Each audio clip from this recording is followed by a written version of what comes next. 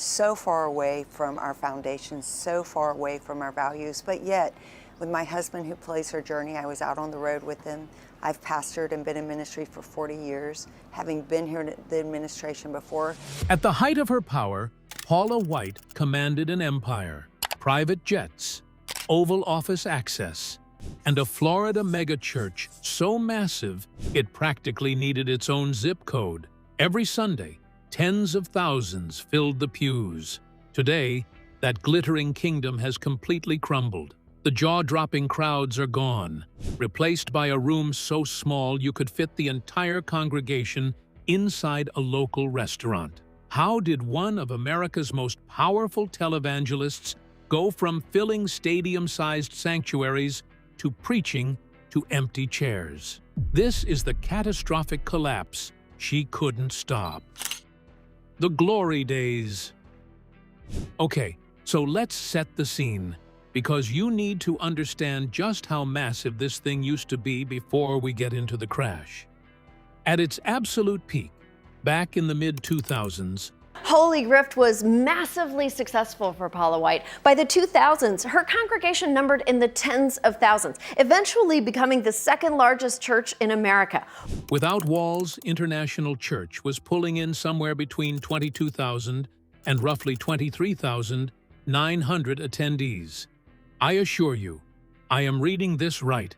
We are talking about a congregation the size of a small city. This wasn't some little storefront operation. This was a full-blown megachurch empire with Paula White and her then-husband Randy White sitting at the top of it. And they didn't stay put in one building either. The church started in Tampa, but Paula and Randy had bigger plans, so they expanded into Lakeland, Florida, too. In 2005, they purchased the Lakeland campus for approximately $8 million. On top of that, they were still carrying massive costs connected to their existing Tampa facilities. So picture this: 2 huge campuses, tens of thousands of members, television broadcasts reaching millions more, and a ministry that felt, at the time, completely untouchable. Paula White wasn't just a pastor at this point. She was a straight-up televangelist celebrity. Her sermons were broadcast nationally. Her name carried weight. This was the kind of church that looked like it was going to be around forever. And the scale of that operation is important because Paula White wasn't simply benefiting from a large Sunday crowd. The church had become part of a much bigger media machine. Television allowed her sermons to travel far beyond Florida, meaning someone could feel connected to the ministry without ever stepping inside the building. That gave Paula something most local pastors never have: a national audience that could potentially translate into a much larger donor base. When everything is growing, expansion starts to look less like a risk and more like the obvious next move. Bigger facilities, more programming, more broadcasts, more reach. The problem is that growth can create its own trap. Once an organization gets used to operating at a certain scale, shrinking back down can be incredibly difficult, especially when the bills attached to that growth don't shrink with the congregation. And that's really the part people forget now. When you hear fewer than 500 members, or around 80 people, it's easy to assume this was always a small operation that just never took off. But that is not what happened here. This was a church that had genuinely made it. According to reports, 22,000 to 23,900 people showing up week after week is a bigger crowd than most college football stadiums fill on a random Tuesday. This wasn't a struggling ministry trying to find its footing. This was one of the biggest, most talked about megachurches in the entire country. That's what makes the crash so wild. This wasn't a slow fade from obscurity. This was a full-blown empire that came crashing down from the very top. And empires that size don't collapse over one bad year. They collapse because multiple things go wrong at once. So how do you go from 23,000 people in the pews to what critics are now calling a surprisingly tiny congregation? Buckle up, because it starts with a very messy divorce. The divorce that split the congregation. In 2007, Paula and Randy White's marriage fell apart. The name Paula White is one that you know, if along with her husband Randy was pastoring the divorce and to go your separate ways. And when I say this divorce shook the church, I mean it shook the church literally in half. According to Randy White himself, roughly half of the congregation walked away after the split. Think about that for a second. We are talking about somewhere in the ballpark of 10,000 people who simply stopped showing up because the pastors they had built their spiritual lives around were no longer together and no longer running the church as a united front. For a church that had once seemed unstoppable, this was a devastating blow. Now, a split like that isn't just an emotional blow. It's a financial catastrophe waiting to happen. A megachurch this size doesn't run on faith alone. It runs on donations, on tithes, on thousands of people showing up every week and giving. So when half your congregation disappears overnight, half your income disappears right along with it. And the timing could not have been worse, because right around the same period, the country was heading into a brutal economic downturn. The church reported that this downturn reduced members' ability to donate, and their income reportedly fell by around 30%, on top of the members they'd already lost from the divorce. Think about how brutal that 1-2 punch really was. It's not like the divorce happened, the church stabilized, and then later a separate economic crisis hit. These things were stacking on top of each other at almost the exact same time.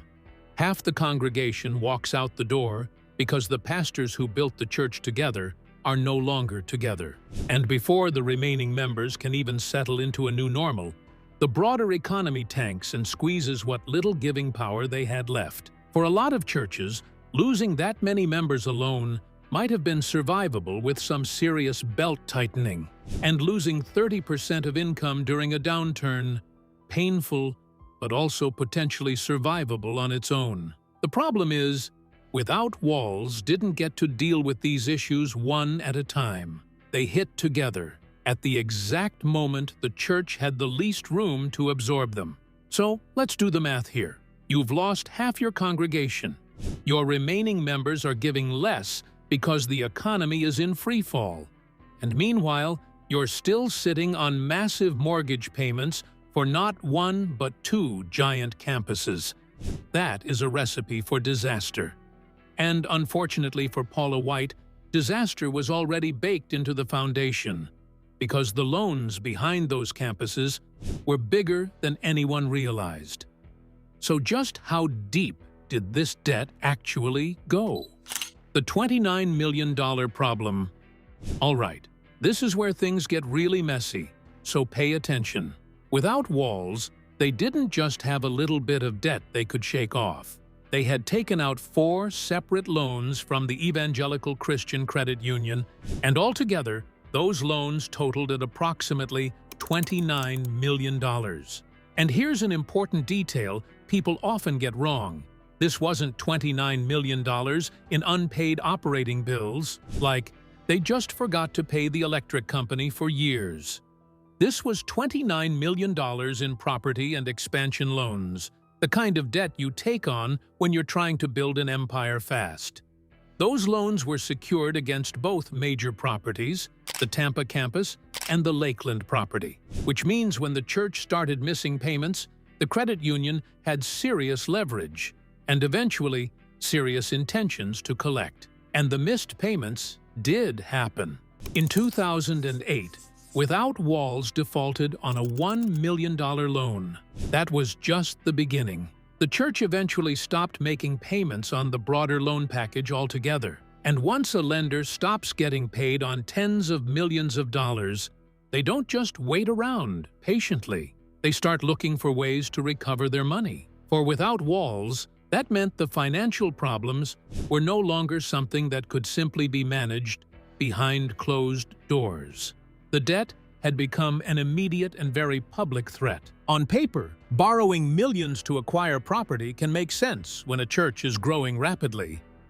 The assumption is fairly simple. Today's packed sanctuary becomes tomorrow's even larger congregation.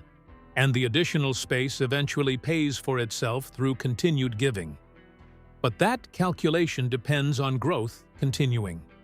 Once attendance starts moving in the opposite direction, the same buildings that represent opportunity can become enormous financial anchors. You still have mortgages, maintenance, utilities, staffing, and property expenses, but suddenly there are far fewer people contributing toward them. That is what makes a debt-heavy expansion especially dangerous. The church wasn't just dealing with less money coming in. It was trying to support infrastructure designed for a congregation that no longer existed at the same scale. By October of 2012, the Evangelical Christian Credit Union had had enough, and they began foreclosure proceedings on both major properties. Not one, both. The Tampa campus and the Lakeland campus, the very buildings that once housed tens of thousands of worshipers, were now on the verge of being seized. Now here's where it gets even messier, because the debt wasn't the only problem. The Lakeland campus had its own operational nightmares happening at the same time. By 2011, that campus reportedly had its electricity disconnected over unpaid utility bills. On top of that, the church owed more than $35,000 in code enforcement fines. And remember, this was a property that also had roughly $13,500,000 in loans tied specifically to it. So we're not just talking about a church going through a rough financial patch. We're talking about a ministry where the lights were literally getting shut off, while millions of dollars in debt piled up on top of everything else. How does an organization dig itself out of a hole that deep? Spoiler alert, it doesn't, at least not without some very public consequences. Bankruptcy and the fallout? With foreclosure proceedings already underway on both properties, the writing was pretty much on the wall. And in 2014, Without Walls International Church filed for bankruptcy. Let that sink in. A church that once had over 22,000 members, that once expanded aggressively enough to buy an entire second campus for $8 million, was now legally insolvent. The debt, the declining donations, the lost members from the divorce, the failed loan payments, it all caught up at once. And the membership numbers tell the rest of the story. Remember that peak of 22,000 to nearly 24,000 attendees? By 2017, reports indicated membership had fallen to fewer than 500 people. Not 500,000. 500. From tens of thousands to under 500 members in roughly a decade. That is one of the steepest collapses you'll ever see from a major American megachurch. We're talking about a 90+% drop in attendance in about a decade, on top of an actual bankruptcy filing and 2 properties heading into foreclosure. Most churches that hit financial trouble managed to quietly downsize and keep the lights on. Without Walls didn't just downsize, it essentially collapsed in on itself. And naturally, when a ministry this size implodes financially, people start asking harder questions. Where exactly did all that money go? And was there more going on behind the scenes than just bad loans and bad timing? Because, as it turns out, the U.S. Senate wanted answers too. The Senate comes knocking. Back in 2007, while all this financial chaos was unfolding, the Senate Finance Committee launched an inquiry into Paula White's ministry. The inquiry wrapped up in 2011, and this wasn't some minor formality. This investigation raised serious questions about executive compensation, payments made to family members, housing allowances, luxury properties, credit card spending, and how church assets were being used overall. Now, I want to be fair and accurate here, because this is where a lot of gossip sites get it wrong. The investigation ended without penalties, and without any definitive findings of wrongdoing.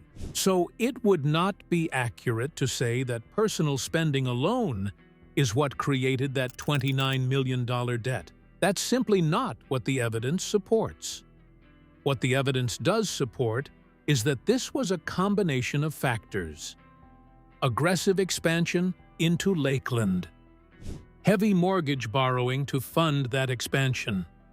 A congregation that shrank by half after a very public divorce. Donations that dropped further during an economic downturn. And weak financial oversight that let all of these problems spiral instead of getting caught early.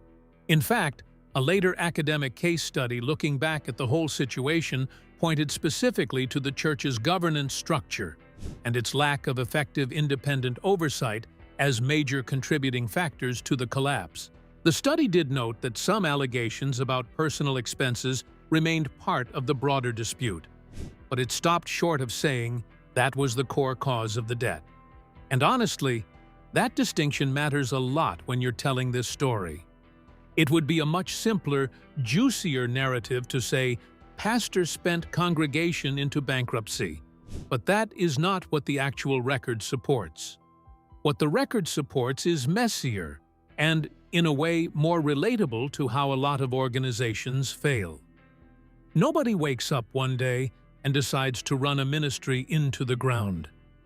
It's usually a slow buildup of decisions that made sense individually, expand into a second campus, borrow against future growth, trust that donations would keep climbing, that only look catastrophic in hindsight once several of them go wrong at the same time. So basically, this wasn't one big scandalous villain moment, it was death by 1,000 cuts. Bad timing, bad structure, bad oversight, and a congregation that was already walking out the door. But here's the question everyone actually wants answered. After the bankruptcy, after the Senate inquiry, after losing basically her entire congregation, what does Paula White's church even look like today? Where things stand now. So here's where the story gets almost hard to believe if you remember what this church used to be. Now, here's an important distinction, because this part trips a lot of people up. After everything went down with Without Walls, Paula White didn't just quietly reopen the same church under a new sign. Instead, she went on to become pastor of a completely different Florida congregation, New Destiny Christian Center in Apopka, the church she took over following the death of its previous pastor, Zachary Timms. That congregation later became associated with the name Story Life Church. So Story Life isn't simply the rebranded Tampa or Lakeland campus. It's a separate church with its own history, one that Paula White stepped into after the Without Walls collapse. And according to recent online reports, this Story Life congregation may now attract only around 80 people. 80. Compare that to the 22,000 plus who used to fill the pews back when Without Walls was at its peak. And it's not just the numbers that have changed, it's the entire format. Instead of a massive auditorium-style megachurch setup, with rows and rows of seating stretching back further than you can see, reports describe services now arranged around tables, more like a small gathering than anything resembling the sprawling Operation Without Walls used to be. Now, I do want to flag something important here because accuracy matters. That 80-person figure comes from a partisan report, so it should be treated as an estimate rather than an independently confirmed attendance count. We don't have official church numbers publicly verifying that exact figure. But even accounting for some margin of error, the broader picture lines up with everything else we've covered. This is a ministry that went from one of the largest megachurches in the country to something dramatically smaller. And by most credible accounts, it has never recovered anywhere close to its former size. Think about the journey here. 22,000 to 23,900 people at the peak in the mid-2000s. Fewer than 500 by 2017.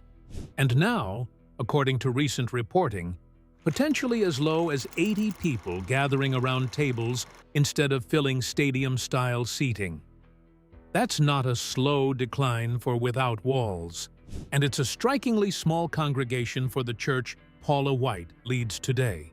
And what makes it even more dramatic is that Paula White herself didn't fade into obscurity after the Without Walls collapse. She remained a nationally recognized religious figure even as the church she's now associated with reportedly draws a fraction of the crowds her original megachurch once did. That's genuinely one of the strangest parts of this whole story. Usually when a ministry collapses this hard, the pastor behind it fades out of the public eye along with the congregation. That's not really what happened here. Paula White kept her national profile, went on to lead an entirely different congregation, and yet that new chapter, Story Life, reportedly draws numbers nowhere close to what Without Walls once had. It's a pretty rare split, a nationally known religious figure on one side, and on the other side, a much smaller congregation than the empire that first made her famous. And that gap between her national reputation and her current congregation's reported size is really what makes this story worth telling.